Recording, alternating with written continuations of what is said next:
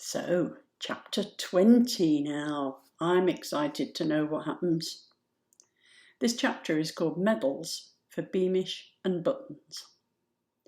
When King Fred woke next morning and was informed that his chief advisor had retired at this critical moment in the country's history, he was furious. It came as a great relief to know that Lord Spittleworth would be taking over, because Fred knew that Spittleworth understood the grave danger facing the kingdom.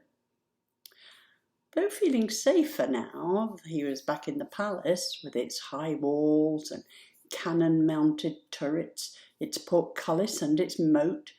Fred was unable to shake off the shock of his trip. He stayed shut up in his private apartments and had all his meals brought to him on golden trays. Instead of going hunting, he paced up and down on his thick carpets, reliving his awful adventure in the north and meeting only his two best friends, who were careful to keep his fears alive. On the third day after their return from the marshlands, Spittleworth entered the king's private apartments with a sombre face and announced that the soldiers who'd been sent back to the marsh to find out what happened to Private Nobby Buttons had discovered nothing but his blood-stained shoes, a single horseshoe, and a few well-gnawed bones. The king turned white. He sat down hard on a satin sofa. "Oh, how dreadful, how dreadful! Private Buttons, remind me, which one was he?" "Young man, Freckles, only son of a widowed mother," said Spittleworth. "The newest recruit to the Royal Guard, and such a promising boy. Tragic, really. And the worst of it is, between Beamish and Buttons, the Ickabog has developed a taste for human flesh. Precisely as your Majesty predicted. It really is astonishing, if I may say so, how your Majesty grasped the danger from the first." But what's to be done, Spittleworth, if the monster is hungry for more human prey?" "Leave it to me, your Majesty," said Spittleworth soothingly. "I'm the chief adviser, you know, and I'm at work day and night to keep the kingdom safe." "Oh, I'm so glad that Herringbone appointed you to his successor, Spittleworth," said Fred. "What would I do without you?" "Tish pish, your Majesty. 'Tis an honour to serve so gracious a king. Now, we ought to discuss tomorrow's funerals. We're intending to bury what's left of Buttons next to Major Beamish. It's to be a state occasion, you know, with plenty of pomp and ceremony. And I think it would be a very nice touch if you could present the medal for outstanding bravery against the deadly Ickabog to relatives of the dead men." "Oh, is there a medal?" said Fred. "Certainly there is, sire. Oh, and that reminds me, you haven't yet received your own." From an inner pocket, Spittleworth pulled out a most gorgeous gold medal, almost as large as a saucer.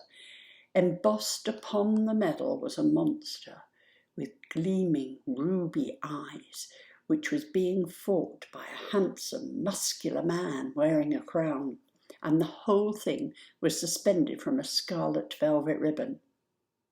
"Mine?" said the king, wide-eyed. "But of course, sire," said Spittleworth.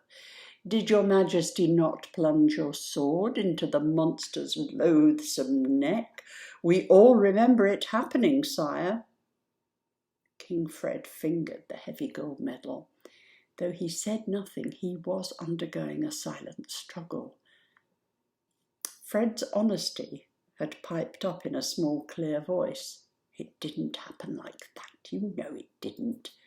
You saw the Ickabog in the fog. You dropped your sword and you ran away. You never stabbed it. You were never near enough."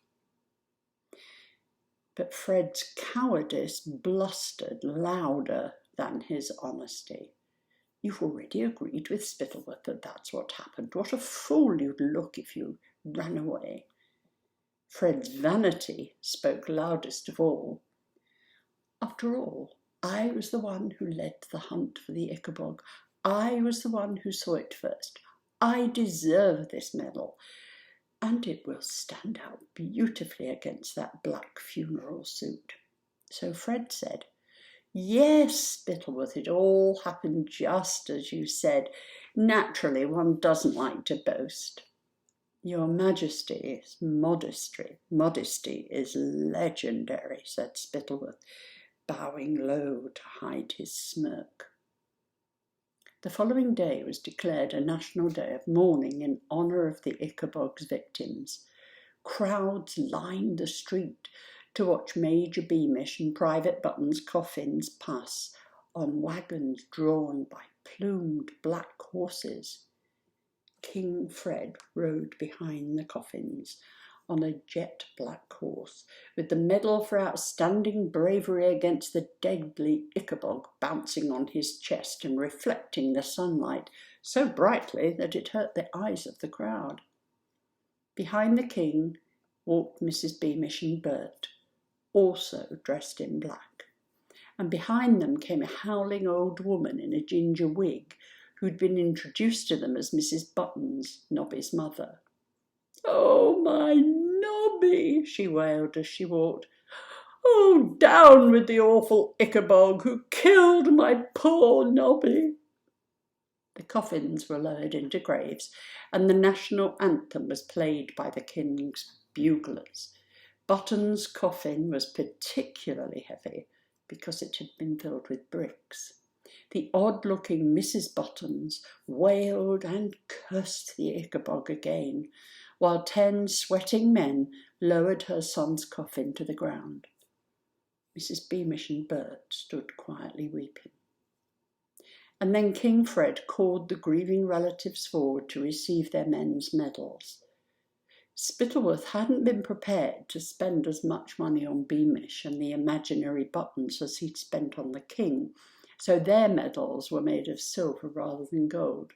However, it made an affecting ceremony, especially as Mrs. Buttons was so overcome that she fell to the ground and kissed the king's boots.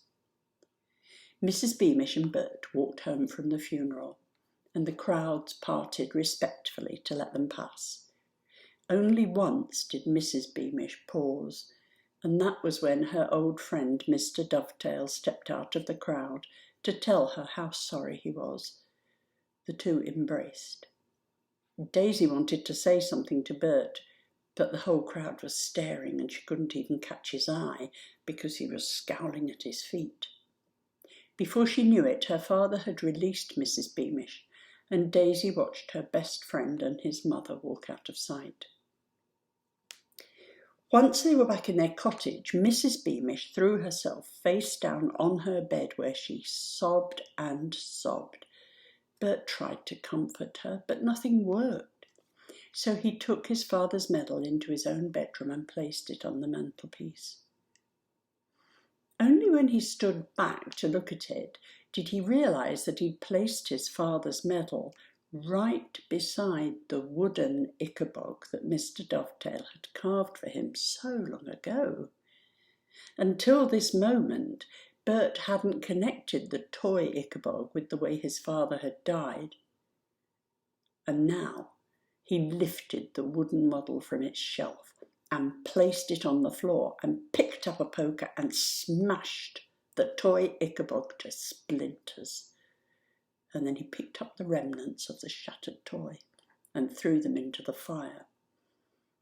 As he watched the flames leap higher and higher, he vowed that one day when he was old enough, he'd hunt down the Ickabog and revenge himself upon the monster that had killed his father.